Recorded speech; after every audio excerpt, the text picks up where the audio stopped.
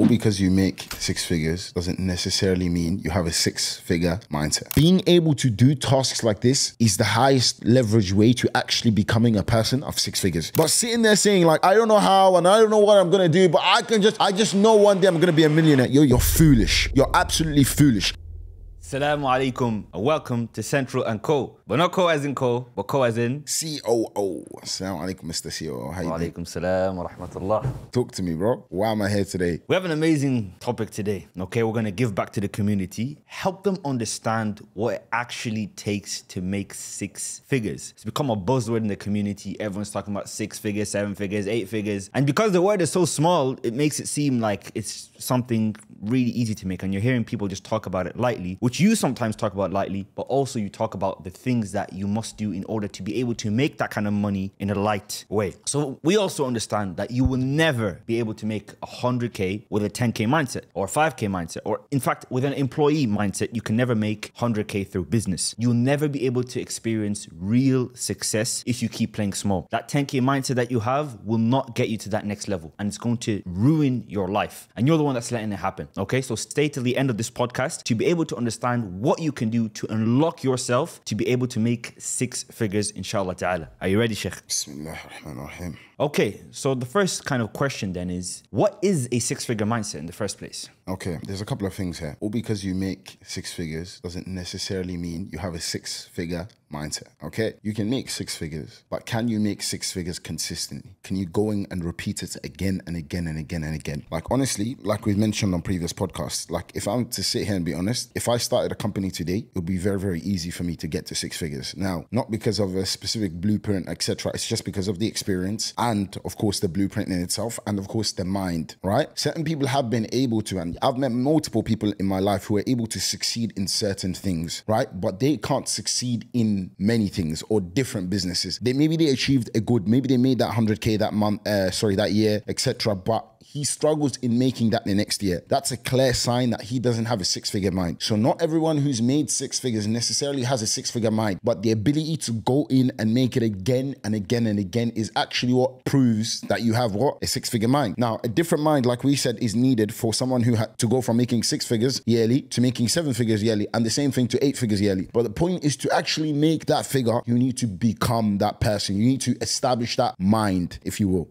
Okay. In terms of, certain mindsets like understanding that six figures is possible, self-concept, that kind of things. In terms of performance, where does this come in? Okay. I think identity shifting is the main thing here. You see, you need to become the thing before you can become the thing, all right? You actually have to be that person before you can be that person. You have to shift your identity to becoming what you desire, all right? Now, there's a couple of things here. People always tell me, for example, and this is clear proof as to why people don't have six-figure or seven-figure mind, right? I speak to some people sometimes, they're like, bro, I always come up with small ideas, right? I can't come up with anything great. I don't know how to take my company to the next level, etc. The fact that you're coming up with these ideas and you're thinking is in this way, it's because that's the person technically you are, right? If you think in a way, right, and you see yourself in a certain light, eventually it's only a matter of time with certain processes that you will have that desired outcome. Does that make sense? So if I start to see myself as an eight-figure entrepreneur, right, and I understand the mindset shifts and the identity shifts I need in order to become that person, then what actually happens is I start to do actions automatically that help me get to eight figures. Even people, when you give them the blueprint to study or to make six figures, the reason they can't actually get to those six figures is why? Because they haven't shifted themselves. So they still engage in self-sabotaging beliefs. Maybe he needs to do XYZ at XYZ degree. He's unable to do it at that degree because he doesn't see himself as that guy. It's like me putting you in the striker's position and telling you you're the captain. Or because I put the armband on your arm doesn't necessitate the fact that you're the captain. How many times have we seen in a football team where the guy has the captain's armband, but clearly all of us can see he's not the captain of the team. He's not controlling, but rather a guy who doesn't even have the armband, he is still wearing the captain's armband, even though he doesn't physically have it, because he sees himself, he has accepted, and that's his identity, and automatically everything shifts around him to what? Essentially giving him that captaincy. Does that make sense? So it kind of comes back down to 2 points. First of all is what we've discussed before, which is ulu al-himma, is having that high aspiration, and then actually believing in that high aspiration that you've designated and that Allah subhanahu wa ta'ala will be able to, it's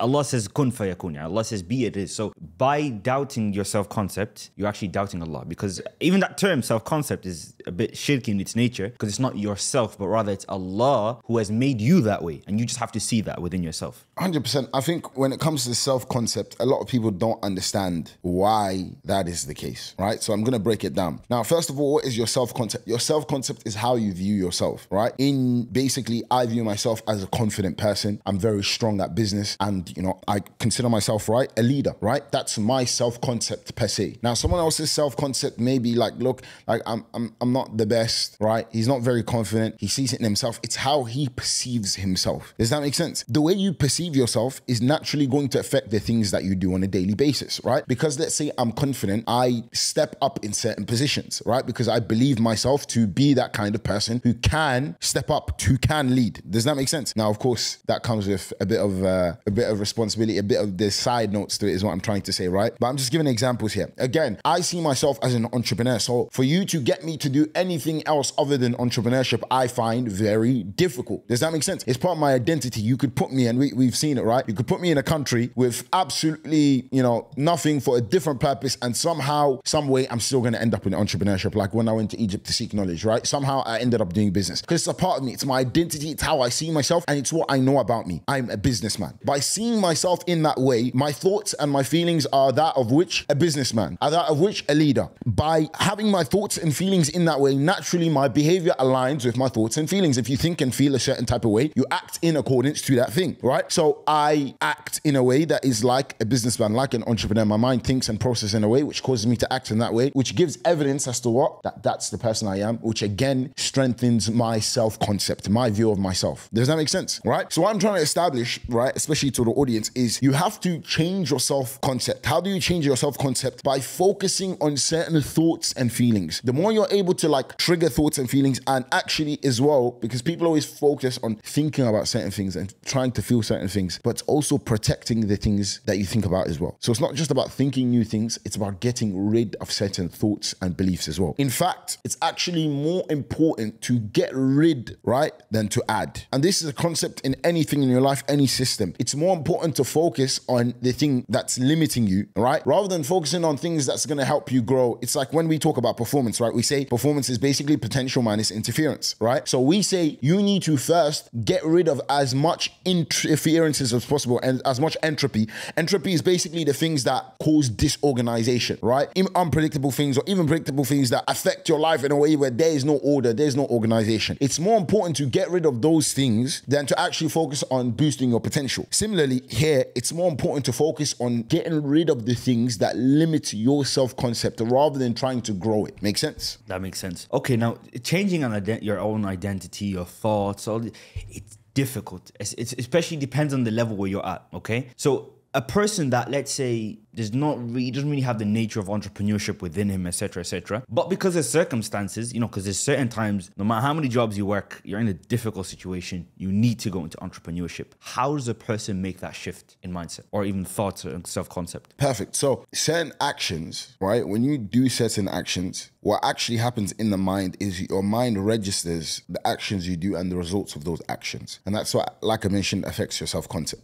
So if I go into entrepreneurship, right? And like, let's say I'm a complete 9-to-5 guy, but I go into entrepreneurship, I have, you know, a little bit of success in something. What that actually does is it reinstates the fact in my mind that what, you know what, perhaps you're good at this. And enough times, enough situations, enough actions, that starts to cement that mind of an entrepreneurial mind. Now, what I tell people, if you want to get to 100K mindset, first of all, the first thing you need to understand is you need to develop a systems mindset. Now, what's a systems mindset? This, if anyone who wants to become successful, and by the way, a lot of these laws are very, very similar for people who want to go to 6 to 7 figures. So if you've already made 6 figures, this is still going to be key for you, all right? You have to develop a systems mindset. Now, till today, this is what I do with my 6 and 7 figure clients, right? It's about helping them adopt a mindset that everything is simply behind a bunch of systems and processes that we just haven't established yet. Anything you want in life, whether it's something crazy like trying to land on planet Mars, or whether it's, I don't know, making €1,000 a day or £1,000 a day, whatever it is, it's just behind a bunch of systems and processes that you just haven't established yet. Now, the reason it's so key to understand that is because it removes any sort of nuance that can come in and trouble your mind. Like, no, you're not meant for it. Or no, you're not the type of guy that can make it. It's like, no, it's just a bunch of systems and processes. It's not like, no, you're not the guy who can drive or can't drive. You just need to learn how to drive. Does that make sense? It's a process to start a car, especially if it's automatic. You don't say, no, you're the kind of person, right? And this is why I tell people, like, yes, naturally, some people are just gifted when it comes to entrepreneurship, not because they were born like that, but naturally due to the society and how they were raised. That's why they were able to become that kind of person. Meaning it's something that can be learned. By putting yourself in a similar circumstance, you can also adopt that mindset. So it's just behind a bunch of systems and processes that I don't know. When you look at business like that and success like that, nothing becomes scary. Even if you sit here and tell me, like, for us, like, make 10 figures, like that's crazy to me, but it's not like, whoa, I could never make 10 figures, right? What's 10 figures? Like 100 mil, right? 10 figures is a billion, 9 figures would be 100 mil, right? But let's say 100 mil, for example. It's not like I'm sitting here and I'm telling you, like, no, I can't imagine myself making that kind. It's just, if you sit in me and ask, I'm just gonna be like, yeah, bro, I just need to learn and understand certain systems and processes, and enough time, I'll get there eventually, inshallah. Okay, systems. Another thing about systems is some systems work with other systems. Okay, like for example, business. Okay, you have a business system. Okay, you know what it takes to launch and scale a product-based business to 6 figures and beyond, and a service-based business the same way. But again, there's another system which is required before even entering into that system, and that's why you weren't teaching your business systems anymore. You're teaching the personal development, psychology side of things. Okay, but the question then becomes: is that even necessary for us to actually be able to succeed in utilizing your business systems? You can't scale until you prepare yourself to scale. I give it to you as an example, right? I want you, and this is what I tell entrepreneurs all the time, right? I want you to picture yourself as a table, okay? The legs of that table depend on how much that table can carry. Does that make sense? So that's you. You can't put 7 figures on a 6-figure table. It's gonna crumble, it's gonna break. A table that can only carry 50 kilos, you can't put 100 kilos on it. Otherwise, serious problems are gonna occur. And in fact, it wouldn't even be able to carry the 50 kilos anymore. Same thing as an entrepreneur. That's the problem. When we try to scale before scaling ourselves, before preparing and shifting ourselves to be able to handle what we're the next level, what happens is you very quickly fail. And we've seen it in our personal lives and our personal businesses as well, right? When we scale an operation before scaling ourselves to prepare, or developing ourselves to prepare for that scale, it falls very quick. It crashes very, very, very quickly, right? So this is why it's so important, like I said, to develop yourself in stages. As your business success continues, you need to make sure you're succeeding as well. When we talk about this whole systems thing, the problem I have with systems today is we are not taught systems in a way that we should be taught, right? We're taught systems in a way that's your life system, that's your business system, that's your deen system, that's your XYZ system. That's not how life works. And if you actually look at it Islamically, we understand that that's not how Islam works either, right? Your life, your business, your mind, your body, all of these things are interconnected, right? If your body isn't in good shape, you can't perform in business. I'll give you an example of people adopting sort of a weak mindset, right? It's like when people try to take like these nootropics, like, these pills on, emphasizing better brain focus and better memorization, but he's not optimizing his sleep. He's wasting his time. Does that make sense? So there is things that are in chronological order, but it needs to be looked at as a whole system, right? I can't tell you how many, and this is my problem with like sort of the self-development niche and in fact, information online. I can't tell you how many hours you need to sleep until I take into account your lifestyle. Does that make sense? Everyone's lifestyle is technically different, right? If you live a certain type of way, then there is going to be certain more hours. For example, people who exercise more tend to need more rest, right? They tend to need to drink a lot more liters of water, etc. So my point is, it needs to be looked at as a whole, right? It can't be looked at with a reductionist mindset, like we've mentioned, where you just look at things in pieces of trying to optimize this. You need to try to optimize every single area of your life to become a 100K person, or a 7-figure, $1 million a year person, or €1 million, pounds, whatever you like, inshallah. Perfect. So within this system of personal development and actually being able to accept that 6 or 7 figures, there's a lot of different components, because that's essentially what a system is, right? It's a bunch of different things that work together to develop a result. Now, when it comes to these individual things, we're slowly talking about them on the podcast. Of course, we can't really give the holistic view all at once to someone because it just won't make sense unless we review them, understand them, speak with them, discuss it, and break it down. But if I was to ask you then, in terms of these individual pieces of this big puzzle called a system, what would you say is the biggest bottleneck that if someone was to solve immediately, that would get them to that next stage of being able to become a six-figure person? Not to make six figures necessarily, but to becoming I'm going to give you the answer for 6 figures. I'm going to give you the answer for 7 figures. I'm going to give you the answer for 8 figures. It's performance. And that's exactly why we teach it. Honestly though, all jokes aside, the highest leverage thing you can do is performance, right? Because within performance, first of all, you understand identity shifting, right? Things like this, we go through in much detail. You understand things like neuroplasticity, actually how to get your mind to reframe the way it thinks, it's shaped, everything, by the way. This is the people's biggest problem. They don't understand that they can actually affect their mind, right? You actually have the ability to change every single thing about the way your mind is. And that can be done through neuroplasticity, right? So that is the best thing you can do. Why do I say that? Because here's where I'm going to give you the honest, no matter how many bottlenecks you solve in your business, those are all things of technicals, right? Eventually, technicals can only get you so far. Like I've said so many times, right? Technicals can only get you so far for so long. Eventually, people who are better at performing are better at what? Every stage of their life, right? Even the technical guys. I'm going to give you an example, right? If I'm able to go to the gym with clear set goals, understanding what I want to do 3 times a week, it's still better than me going to the gym 7 days a week with just like, yeah, I'm just going to go in and do whatever, right? And not performing at my maximum capacity. Does that make sense? So as entrepreneurs, we've misunderstood a lot of concepts in business. The first thing we've actually misunderstood, and I'd say is number one, is what? Is this concept of working really, really hard. That it takes a lot of work to make 6 figures. And I'm not saying it doesn't take hard work, but what's more important here is stop being efficient, all right? I don't believe in efficiency. I believe in being effective. Being efficient is doing everything very, very well in the best way possible. Being effective is doing effective, specific things effectively. Specific things. Now, one thing we notice about people and why they're not achieving success is because they're doing a lot of things really well. You're being efficient. Being effective is just, bro, it's like if I told you, like, you know, get a target and just aim for 10s. It's way more effective than trying to get the best shot or 9s or just go for 10. That's similarly as an entrepreneur. If you just aim for the certain things, your 10s, and you're not aiming for anything else, or you're not trying to perfect multiple things, you're just aiming for the thing that you're 10 at and trying to do that, the highest leverage thing, you'll achieve way more success. But that then first obviously comes from knowing what your bottleneck is in the first place. Of course, which goes back to, like I said, understanding the laws of performance. There's a reason why we don't just teach performance. One thing that you have to understand about our whole process is the first month, I can say easily, is just about helping us both understand you and understanding your personal biggest bottleneck. Everyone's bottleneck is different. Some people's biggest bottleneck is their sleep, right? And here's the thing, right? And why it's so important that we still all study it. Because regardless of what your bottleneck is, as soon as that we solve that bottleneck, what do you know about systems? Then there's a new bottleneck, and then there's a new bottleneck, and then there's a new bottleneck. And that's just how it has to be. But having the resources to solve, and most importantly, a lot of us do know, to be honest with you, how to solve the bulk of our bottlenecks.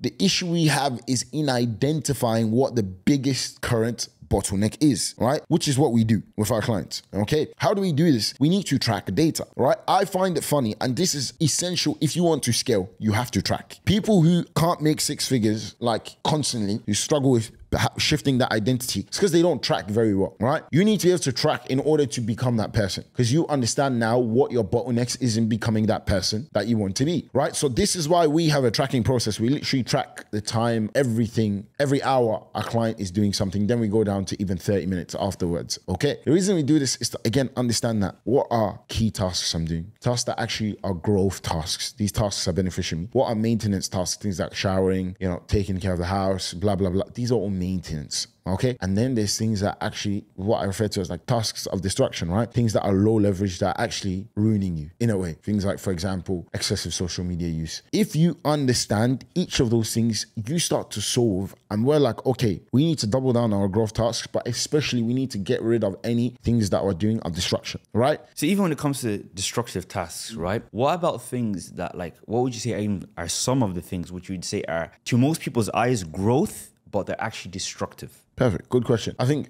reading. As funny as it sounds, yes, reading Reading is destructive. Yes, reading can be destructive. Education is probably the biggest form of destruction in my opinion today, which sounds ridiculous, right? Allah's first commandment we've ever been given is iqra. Sah, we're supposed to study, we're supposed to learn, but the way we learn today is rubbish. Let's be honest, right? And here's how I'm going to break it down to you. We don't learn things that we actually need to learn, all right? So we think it's growth, but it's actually destruction, because what you're doing here is you're dividing your attention, and it's you see, I'll tell you why that's even more destructive for me than like smoking or drinking alcohol, blah, blah, blah, blah, blah. I'll explain why. Because with smoking, with drinking, etc., it's very easy to identify that that's a destructive task. But with things like education or like we mentioned in the other podcast, the healthy forms of escapism, the harder to actually identify that that's a problem. So what do we do majority of the times? We think, yeah, that's no issue, right? I'm doing something good here, but it's actually destroying you long term, which is why we actually go to my clients and I make them actually explain why that thing was a growth task at this current moment in time. Does that make sense? Even the ulama, they talk about this a lot. When even حلية طالب علم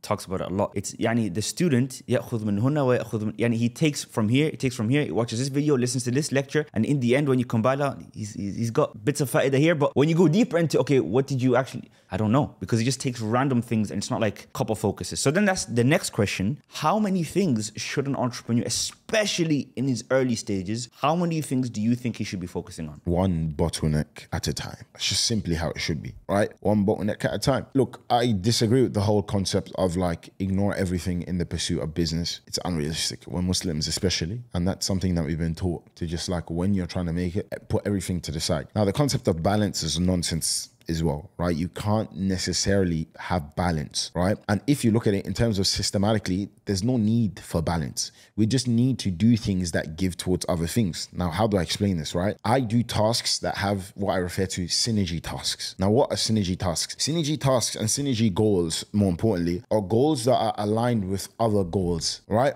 I'll give you an example. There's certain companies that I dropped because, again, it didn't align with what I was doing, right? Or what I was trying to build. So not necessarily halal or haram, or not necessarily like this is what's going to make me more money. Forget halal and haram, right? Even more money. No. I always say, yani, and this is something that my sheikh said. He says, success is the next level of being able to even look past halal and haram and making certain things haram for you. Does that make sense? That's what my beautiful fa'idah that my sheikh told me. He says the next level of like after, like, actually basic Muslims have halal and haram. He says the next level after that is actually being able to make certain things haram on you, because you understand that this thing either somehow pushes me away from halal or pushes me directly into haram, right? It pushes me away from better things I could be doing or pushes me directly later into wrong things, even though it's permissible. So even the darajat of good are different, right? Of course. So this all goes back to highest leverage. So when we talk about synergy, right? It's like, for example, whatever I do, I make sure somehow it's knocking off as many boxes as possible. For example, with my sleep, I understand sleep is so important because not only does it give towards my ibadah, it gives towards my work performance, etc. I understand the same thing. You know, salah is actually so important to me because, again, it's that way. You know, how the kuffar, they have the meditation. We have salah, and I still believe in other forms outside of salah as well, of clearing the mind, etc. But it's the same thing. Does that make sense? So again, why do I spend so much time in just sitting down in reflection? Again, it benefits my Islamic avenue, my avenue of my relationships, my avenue of my business as well, because I'm able to ponder and think about all of those things and reflect. And that's the things that I like doing, things that benefit you in multiple realms. These are the tasks that are the biggest, what I refer to as the highest leverage tasks or the higher growth tasks. These are tasks that benefit you in multiple different ways. It's like, for example, if I spend time with my family, right, in a specific setting, right? Let's say, for example, we go to a specific bazaar, and I know that in this bazaar, in this, how do I say bazaar in English? Stalls, markets, etc. Like, I'm scouting products and ideas for my business. At the same time, I'm spending time with family. At the same time, it's a form of replenishment. They're happy, you're happy, they won't bug you anymore. Exactly. Tasks of synergy. Again, being able to do tasks like this is the highest leverage way to actually becoming a person of 6 figures. You see, time, let me make something clear. And honestly, the next episode we have to do has to be based on time solely, because I can dedicate a whole 10 episodes to time. But to leave a quick statement on it, if you want to become successful, if you want to become a 7-figure person, 6-figure person, the main thing you need to focus on is your time and where it's allocated. Does that make sense? By understanding where your time is allocated, you start to understand why your identity is the way it is. And again, all ties back in, right? The reason you have that identity, I want you to look at where you spend your time and who you spend your time with, etc. That all gives rise again to your identity. When I want to shape my identity, I'm very careful about my time and what I do with my time, how I spend my time, etc. And does that make sense? I'm very careful, right? I'm more focused when there's something I want to shift in my identity, I tailor my time in accordance to what I want to shift to. So I know I need to spend a certain amount of hours doing X, Y, Z in order to give rise to that. So that's identity. kind of also how you find what your daily tasks are, your quarterly objectives. So I'm starting to see how everything is just kind of like ties in. You see, it's so difficult to explain in our podcast. Yeah. Because they're separate episodes, whereas looking at it from like a holistic perspective, like we said. But that's exactly why we said like this is something we literally have to teach with slideshows. It's not like mind control. We can just sit down and explain the concepts. Something we have to teach with diagrams because they all tie into each other. And as an entrepreneur, when you start to understand how involved everything is, you need to stop. And this is what I'm saying. If you want to become a 6-figure person or a 7-figure person, you need to stop looking at things individually, right? You need to stop with the individualistic mindset. You need to look at things holistically. And how do you adopt that? Of course, it comes from a place of knowledge and having, experience and being able to see things in a holistic perspective. But that's the first thing we teach. It's funny because the first thing we teach the entrepreneurs that come into our program is developing a systems mindset. It's something I've literally been repeating since 2020, telling people they need to start to think of life in more systematic way. When you do that, you achieve success. Does that make sense? It's not separate of like my life is separate and my wife is separate and my business is separate. No. All of those things affect each other, right? So we need to start to look at it in a way where we can shoot one and get the multiple, as much hits in as much ways as possible. Like I always say, if you're going to shoot to kill, right? And that's exactly what you're going to do. If you're going to have a conversation, like, a beautiful statement I read is, don't use 2 words where one can be used, right?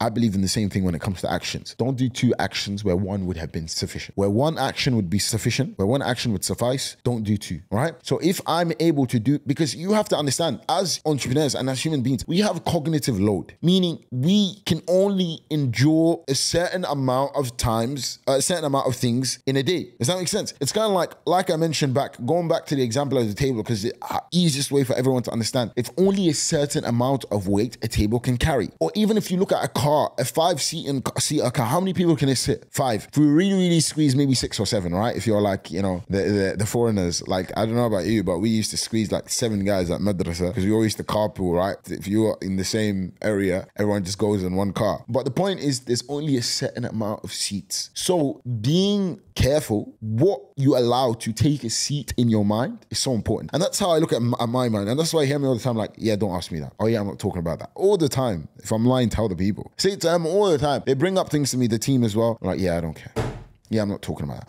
Because I understand I only have, like, let's say, for example, a 7-seater. If I give what you're talking about a seat in my mind, I've reduced 1 seat on something that really matters. Something that really matters. Because I can only fit a certain amount of things here, right? So it's better I focus on the things that are of a highest level and most important. And that's something you need to understand as if you want to shift this identity, cognitive load. You need to establish clarity. Clarity is the most important thing for any man who wants to become successful. Okay. So now I'm going to ask you a bit of a cheeky question, although I know you specifically speak against it, but what is the perfect morning routine? I do think there is a form of a routine, right? That is perfect. Everyone has different areas, different plans, but I'll give you the best morning routine ever, right? Tahajjud, you wake up in the middle of the night, you go back to sleep like we've mentioned. After you go back to sleep, you wake up for Salat al-Fajr, you pray your rakatayn at home, you head to the masjid, you come back, you do your adhkar, you read some Quran, and you start with a deep work session. I like to leave a little 15-30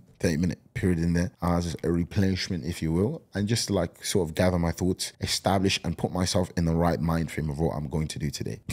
I've even started to do this when it comes to the deen as well, and it's been life-changing for me. Before I read Quran, I sit down and I just talk about like what I'm about. I think to myself what I'm about to do. Now, not on a Sufi thing, on a mad thing where, you know what I'm saying? But rather like, look, what do I want to achieve from reading the Quran? Because I tell people all the time, how many times have we opened a Quran or open up a book and just like you gain nothing from it? So just by thinking to myself, and this is the biggest thing when it comes to, shifting that identity, you need to become intentional. Anyone who wants to become successful, if you want to get a 6-figure mind or even 7, and again, I'm saying this because so many of the laws apply, because a 6-figure mind, like I said, if you be able to make 100K, I don't consider you a six-figure person. Let me make that clear. Anyone who's able to make six figures again and again is what I view as a six-figure individual. Let me clarify. A seven-figure individual to me is an individual who can make seven figures again and again, not an individual who's made it once. I don't believe doing something once gives you that identity. It's the ability to do it again and again and again that makes you that person. Does that make sense? So I'm just saying this with a bit of nuance because I know some guys are going to be sitting there thinking I've made 100K. I don't need to listen to this. You do, because you are not a six-figure individual. You'll be able to do it once. And the reason you're struggling so much to replicate it is because you don't have these laws. Not to push the guys that are under six figures, but anyone who understands the reality of business, six figures is less than 10K a month. It's, you know, we always say it and we laugh. It's like, yeah, six figures is literally 10 grand a month. Less, yeah. Yeah, like it's like what, 8.333 is what we summed it up to So it's still last four time. figures technically a month. Yeah, it's a lot, but it's not.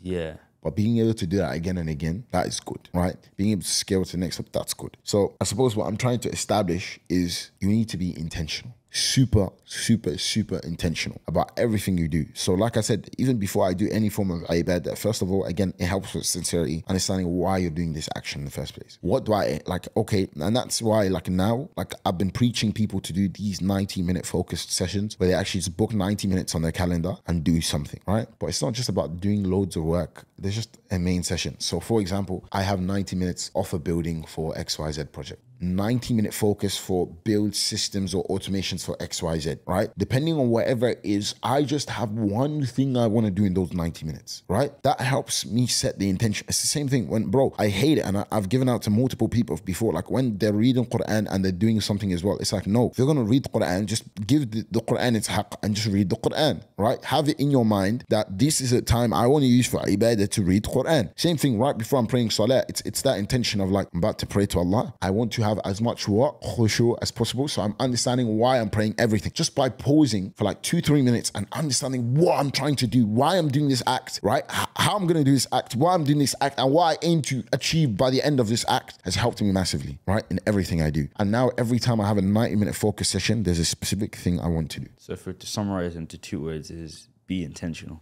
Yeah.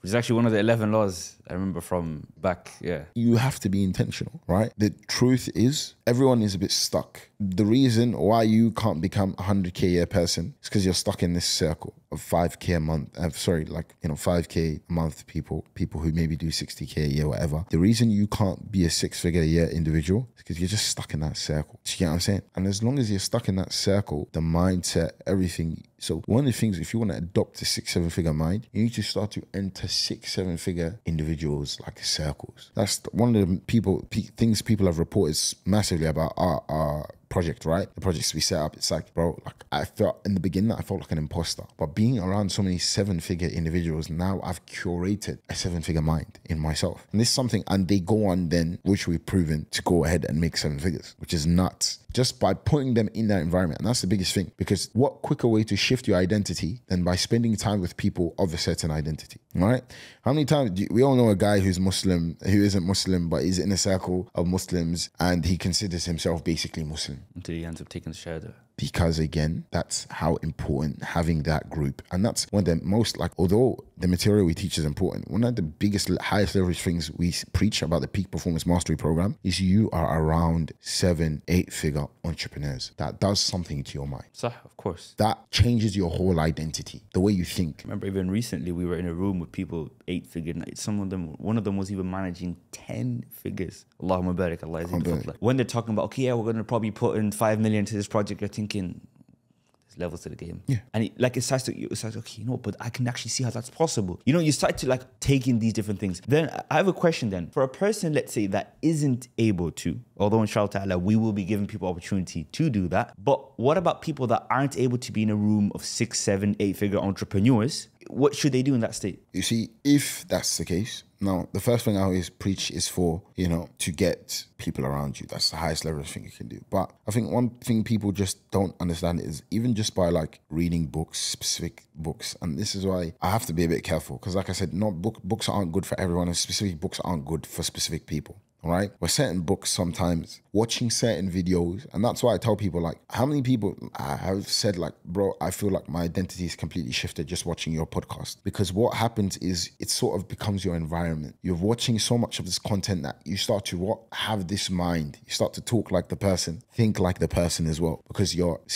reviewing a lot of the content, which is why I'm against consuming a lot from kuffar. And I've given out to you, even for one of your ustads that you used to study from, Arabic from, and I told you to stop studying from him. Why did I tell you to stop studying from him? Because he had bad etiquette, there's issues with his manhaj, etc. And you said, look, I'm just learning Arabic from the guy. But it's the same thing. When you're spending a lot of time with an individual, certain things will start to rub off on you. You'll start to see certain things as appropriate. Does that make sense? So which is why, again, like, I'm against spending a lot of time learning from the kuffar, right? Especially for people who don't seek knowledge, right? But the beautiful thing is when you're like Central and Co podcast, all these type of things, you're getting the sort of environment. It's creating an identity of like a strong Muslim, bi'idhnillahi ta'ala, a one who understands his mind, one who's achieving peak performance in all his life, and again, scaling his business. Does that make sense? It helps you shift your identity by consuming a lot of this kind of content, to be honest with you, right? Now, just by, like I said, consuming the content, reading the stuff, reading the emails, watching, it really does shift your identity, right? It does.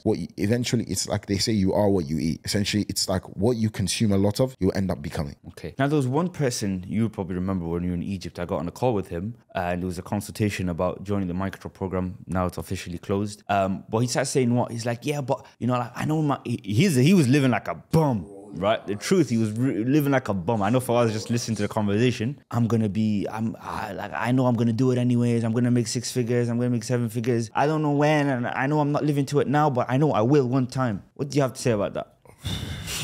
If you're somebody who's sitting at home, and I'm just going to look at the camera if you don't mind, bro, because there's something I really want to be personal. If you're someone who's sitting at home, who makes no money, let's say perhaps, and he wants to scale to 6 figures, or you make 6 figures and you're saying 7 figures, and you're doing the same thing, and you're not doing anything new, and your lifestyle, your habits, the things you're doing on a daily basis aren't giving towards that, you're just deceiving yourself. It's foolishness. The worst thing I've seen today is, you have to think you're going to become that person, and you'll become, that's not enough. That's not enough, right? Shifting your identity, like again we mentioned, is a part of the process. But again, what did we say? The actions are so much more significant because they add evidence. The biggest thing your mind needs is evidence at the end of the day, all right? If I say I'm confident in the mirror, short term, that helps me become confident. Long term, what helps me become confident is situations where I prove to myself that I was confident. So my point is the talking part or the identity shifting part, it's only a piece of the puzzle. The actions need to be correlated, but first, of course, you have to shift your identity and then your actions align. But sitting there saying like, I don't know how and I don't know what I'm gonna do, but I just know one day I'm gonna be a millionaire. You're foolish. You're absolutely foolish. And guess what? In my class, right, in my primary school, secondary school, we did like, most likely to become a millionaire, And alhamdulillah, I was voted. They knew what they were talking about, Allah barik. But all jokes aside, I just remember so many people in my class saying like, I'm going to become a millionaire. Allah, maybe they will. But I'm telling you, none of them are millionaires. I just have to be honest. None of them are millionaires. None of them are millionaires. Why? Because to desire is not enough, man. It's not enough, right? You genuinely have to shift, think, find, plan, build, execute in a way that gets you that thing. If you're not doing that, forget it. I don't care how bad you want it. Like, kalam is cheap. Kalam is fadi, yani. Kalam fadi. That's what I call it. It's empty talk. Empty talk. I want to do this. I want to build this. I think I can become successful. I know one day I'm going to... And it's good to have that. Having too much of it is problematic because it becomes deception. You start to deceive yourself that even though you're not putting in the work, and that's why I tell people being talented is dangerous. It's something I found in my life. The most dangerous thing is talent, because talent starts to make you think that you don't need to work. And this is something I experienced like personally in my life, because like naturally, like again, I don't want to say naturally, but because of, again, the way I was raised, circumstances, situations, like alhamdulillah, from Allah's fadl, I'd like to make this clear, it's from Allah's fadl. I'm so technically gifted at business, but that's dangerous because that can lead to what? Us becoming relaxed, complacent, trusting in ourselves to just do, rather than actually chasing the knowledge and working hard and putting in the required effort each day, which was one of my biggest bottlenecks, right? Because I knew I was so good at what I was doing from Allah's fadl, I wasn't exerting as much as I could have, which was limiting my results. And that's why I specifically started to focus on what? getting better, performing better. Because I was saying, okay, I'm doing this just because of talent. Imagine what I could do if I started to work hard within the talent I have. And that goes back to the statement that hard work beats talent when talent doesn't get to work, right? So when you're not working hard, so it's good you've been gifted with a strong mind. You think that you're going to become something. But if you're not exerting effort and belief in that thing, you're never going to become that guy. Okay, perfect. And now we've started to understand now kind of a bit more about this whole system that is how you can actually unlock yourself to become a 6-7 figure person. Now, what are some daily high leverage things that you can do? So let's say I've got a 4-hour work block and this is all I have. What can I do right now as a beginner or even as a 6-figure, explain it from each level, what can I do to make sure that I get the most out of my time? You have to be strict and stern with your time. This is the biggest thing. Like, everyone wants to live free, but for you to be free, you have to follow a set of laws. And no one should understand that more than the Muslims. Honestly, I think Muslims are the most free. Wallahi al-Adim, qasam billah, with yaqeen in my heart, we are the most free. And I've seen other people have had friends of different types of beliefs, friends that didn't believe in anything, friends that believed in certain other religions, etc. I'm telling you, Muslims are the most free. You know why? Because we follow the strictest set of laws. The only way to achieve freedom is by what? Is by following laws. And there's some quote by some kafir as well. He says the exact same thing, that the only way to be free is to follow a set of laws, right? Because that's how you achieve freedom. You have to be stern. And then through that, the sternness, you can actually do what you want, right? So I think the first thing you need to start to do is become, like I mentioned, more intentional over where your hours go, right? One thing I've started to do is I just look at my calendar and I try to assume what I'm going to be doing every hour of each day. I actually time block it, right? Even if I'm going to be at dinner, I have a specific time, salah, everything is blocked. So I understand what I'm going to be. So I have like 2 calendars, right? I have a calendar I use to like block out how I want to spend my day, like ideally. And then I have a calendar for like my time sensitive tasks, meetings, podcasts, whatever. Does that make sense? So helping me see what I should be doing, right? Ideally, what should be blocked out at this specific time and what I'm doing currently, it's very, very beneficial for me. That way I allowed no minute going to waste. Even the other day we're at a dinner table, right? What I do, I run back to the car to go get my book. If I'm going to be waiting for dinner, right? Now, you're not my wife. I know am I your wife. So I don't need to stare at you currently, right? So I'd rather do something that's beneficial in that time. Like read a book, you know, maybe map up something quickly, the business, etc. Because again, this wasn't a time for like replenish. There's sometimes I'll go on replenishing dinners, then I don't want to read, etc. I just want to replenish. But this is more like I'm just eating to what? To fuel the body. So I'm not even wasting 10 to 50. Look, again, I just want to leave a specific podcast at time because it's people's greatest, it's every single human's greatest bottleneck. Greatest bottleneck is how he spends his time. It's every single human being's greatest bottleneck. That reminds me of the dinner that we had with the Ustad, and you could just see in his eyes, and this is someone that has accomplished, Allahumma barik. Do you remember, right? Yeah, Ustad Hassan, sitting down with him, and Wallahi al-Azim, he regrets his time. He's telling us how much he regrets, how much time he's wasted. I'm looking at him, I'm thinking, if he regrets his time, yani, what? So that's number one. I'd say daily habit is, first of all, structure your time, structure your day the day before. Understand what tomorrow's going to be about. That way you leave little chance for entropy, like we mentioned, things that could come in, distract you, blah, blah, blah, blah, blah, entropy. Does that make sense? There's a lot more, but I had time on this podcast today. And there's a bit of structure to it. So if you want it, we got something special coming for you, inshallah. Inshallah ta'ala. Stay tuned. Okay, just one thing I want to say to you guys is we do read the comments, okay? So if you have any questions, any feedback, anything, if it's benefited you in any way, shape or form, please do leave a comment. We do read them, we do like them, and we do reply, inshallah ta'ala. If you have any final piece of advice, inshallah ta'ala, before the next podcast for us. I just want to say to the public, may Allah bless all of you guys. I appreciate the love and support. And man la yashkur nas, la yashkur Allah. The people who don't appreciate the people don't appreciate Allah. So I thank you guys for everything you do for the channel and for the content. I'm glad you guys benefit from it. And the du'as you guys make in the comments, I ask Allah to grant you even better than what you make for me, inshallah. And may Allah grant you guys all tawfiq. I made dua for all of you from the Kaaba, inshallah, alhamdulillah. So may Allah bless you guys. Assalamu alaikum wa rahmatullahi wa barakatuhu.